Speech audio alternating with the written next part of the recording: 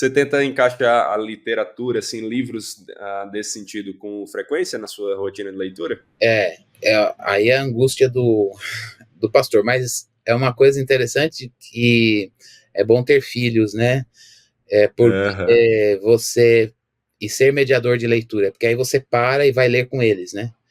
Então, aham. a leitura com os filhos, eu encaixo, eu me obrigo a parar um pouco do que tem que ler e que é um prazer e tá tudo certo, mas você cria o tempo, né, para Sim, poder também fazer leitura de mundo e ainda sim. com um leitor fazendo mediação de leitura com o filho, né? Eu tenho um filho adolescente e um filho criança ainda, né?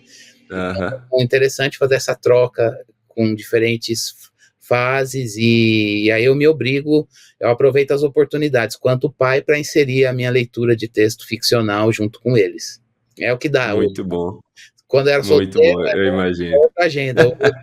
Eu aproveito a agenda do pai.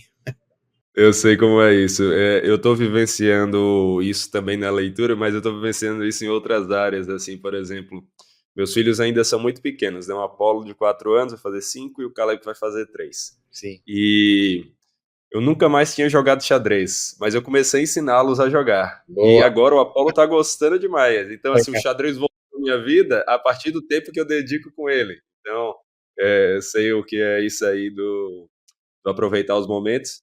E aqui a gente pode entrar até nessa pergunta que eu já pretendia fazer em algum momento, que é da importância da literatura para a educação, para a criação de filhos, para os pais lerem para filhos. Qual é a utilidade disso? Qual é a importância? Como fazer? Assim, a gente não vai ter condições, porque daria um podcast só para falar É sobre isso, né? verdade. Mas de maneira mais sucinta, o que é que a gente pode falar sobre esse assunto? O trabalho de formar um leitor, ele acontece em qualquer época da vida.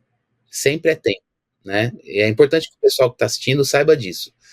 Às vezes, na minha lida na educação, eu já, há uns anos atrás, acho que uns 10 anos atrás, eu trabalhava em outro curso, que não de teologia e nem de letras. Mas eu era professor de leitura e produção de texto. E aí os alunos chegavam, olha, professor, eu não gosto de ler. E a matéria era leitura e produção de texto. Eu já pegava uma coisa viciada, né? E eu pegava um adolescente, até muitos adultos, porque era um curso de direito, né? Que o pessoal já falava, não, logo no primeiro semestre já tem que trabalhar a leitura. E aí o meu primeiro desafio era, calma, nessa fase da vida, você pode ser um leitor e não ler porque tem que ler, mas ler por prazer. Falei, se a gente terminar o nosso curso aqui, eram 1 e 2, então era um ano, né?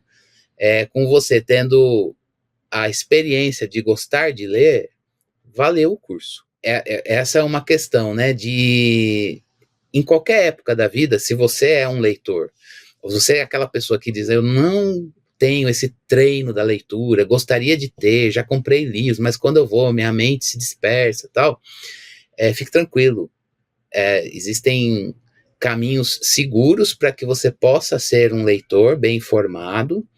É uma atividade que não é o caso da gente falar sobre isso agora, mas quando você tem a oportunidade de fazer isso na criança, e aí eu coloco o papel da igreja e da família, a escola também, né? Lógico, escola, igreja e família, pensando no universo cristão aqui, essas três instâncias, mas carro-chefe aí é a família.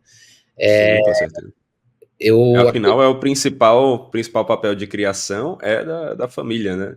sim, A escola, a igreja são auxílios aí, mas o papel é dos pais, né, de criar.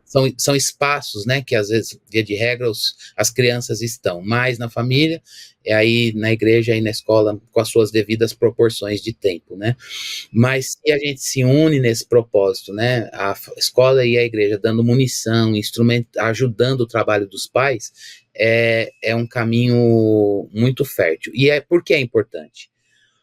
Porque você vai desenvolver no leitor, no nosso caso que a gente está discutindo aqui, criança, o senso crítico do mundo.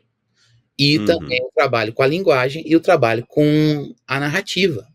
Porque sim. quando você vai aprendendo a lidar com histórias e linguagem, como a gente já falou, Uhum, você vai sabendo usar esse instrumental para saber se expressar também. Para saber ler uhum. muito e também se expressar colocar a sua identidade, seus valores, fazer ponto, contraponto. E quem domina, para isso, você precisa dominar a linguagem. E a linguagem é uma leitura crítica do mundo. Então, assim, em essência, né, a literatura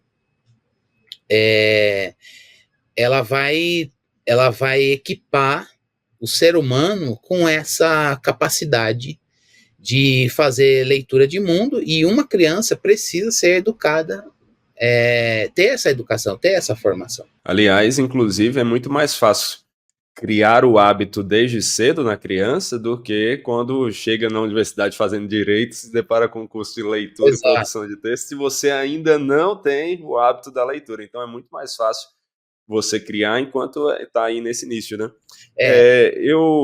Eu sou um pai novo, né, vamos dizer assim, e claro que tudo que eu falo sobre a criação de filhos, da minha experiência, vai sempre ter aquela coisa do, mas seus filhos ainda estão nessa idade. Né? E, na verdade, todos nós vamos passar por isso, mas tem sido interessante, como apesar dos desafios, eu já tenho conseguido ver aqui frutos de como o Apolo, como o Caleb, os dois, mesmo o Caleb novinho, 2 anos e pouquinho, gostam da leitura, gostam, papai, leia para mim, papai, conta a história.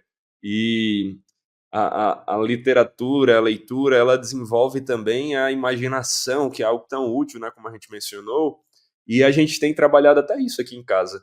Né? A partir de tantos livrinhos que a gente já leu, eu comecei a encontrar, poxa, eu queria que eles ouvissem tal mensagem, e eu queria que eles vissem um livro sobre personagens desse jeito que eles gostam. Então, por exemplo, os meus filhos aqui estão apaixonados por leões, né? Aquela coisa do animal glorioso, forte, né?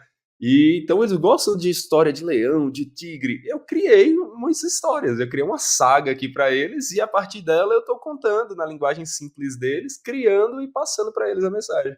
Eles estão se divertindo, estão se tornando apaixonados pelas histórias. E isso é tão bom, né? Porque nós vivemos uma história que é a história do grande autor, o nosso Deus, e que vai ter um melhor dos finais, que na verdade é simplesmente mais história pela frente, né?